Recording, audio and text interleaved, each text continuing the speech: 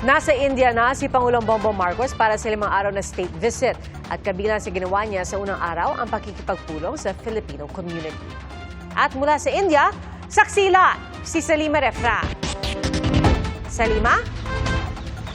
Pia, namaste o magandang gabi dyan sa inyo sa Pilipinas. Alas 8 na ng gabi dito nga sa New Delhi sa India kung saan katatapos-tapos lamang ng pakikipagkita ng Pangulong Bongbong Marcos sa Filipino community dito sa New Delhi.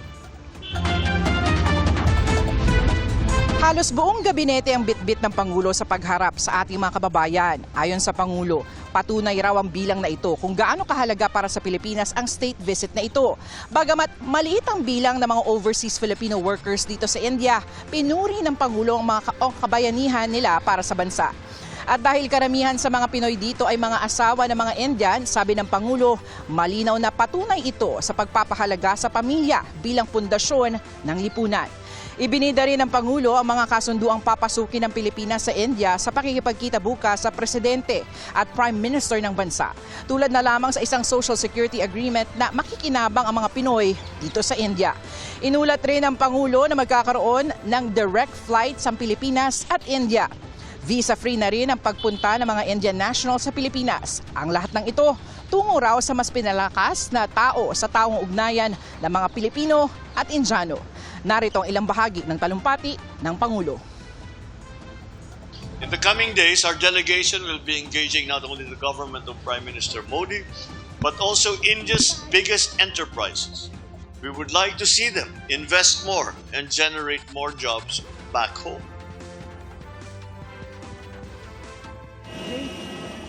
Pasado alas 2 ng hapon nang dumating sa Palam Air Base dito sa New Delhi ang Pangulo. Sinalubong siya ng Indian Minister of State for External Affairs at iba pang matataas na opisyal ng India bilang panimula sa 5 araw na state visit ng Pangulo. Bago tumulak pa India, binigyang diin ng Pangulo ang ugnayan ngayon ng dalawang bansa sa maritime defense at pagkakapareho ng mga strategic interests. Sinabi ito ng Pangulo sa huling araw ng Joint Maritime Patrol ng Pilipinas at India sa West Philippine Sea. Our geostrategic position as coastal states that border the busiest international trade routes, our steadfastness in upholding international maritime law, and our unwavering commitment to regional peace and cooperation serve as a credible foundation of our active and growing maritime cooperation. Maraming kooperasyon sa pangangalakal, ekonomiya, teknolohiya, kalusugan, agrikultura, turismo at iba pa ang inaasahang masaselyuhan sa state visit na ito.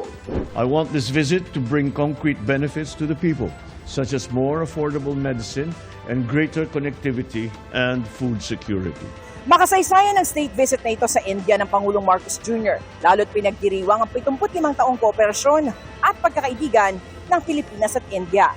Inaasama pagtitibay pa ang ugnayan na yan sa mga kasunduang pipirmahan ng dalawang bansa. It's already the 4th largest economy in the world. It will be a 5 trillion economy estimated around 2027. It's a high technology country.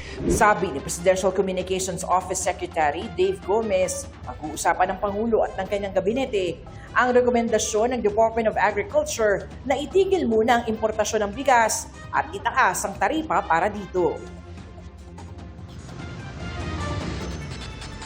Pia, ang pakikipagkita nga sa Filipino community dito sa New Delhi ang unang opisyal na aktibidad ng Pangulo sa kanyang 5 araw na state visit dito sa India. Bukas, magkakaroon ng high-level meetings ang Pangulo kina Indian President Draupadi Murmu at Prime Minister Narendra Modi na susundan naman ng pirmahan ng mga kasunduan ng dalawang bansa.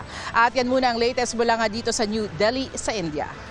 Para nga sa GMA Integrated News, ako si Salima Refra ng inyong saksi. Mga kapuso, maging una sa saksi. Mag-subscribe sa GMA Integrated News sa YouTube para sa iba't ibang balita.